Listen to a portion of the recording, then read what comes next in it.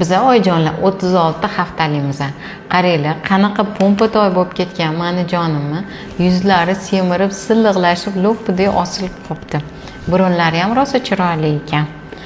Oyisini aytishi bo'yicha adasini o'zi biza o'g'il bolamiz o'xshavatdimi o'g'il bolaga? Mana shunaqangi chiroyli rasm videolarini qilib berdik. Men sizlarga hozir qilgan rasmlarimni ko'rsataman. Mana shunaqa qilib butun umrli esdalik chiqarib beraman.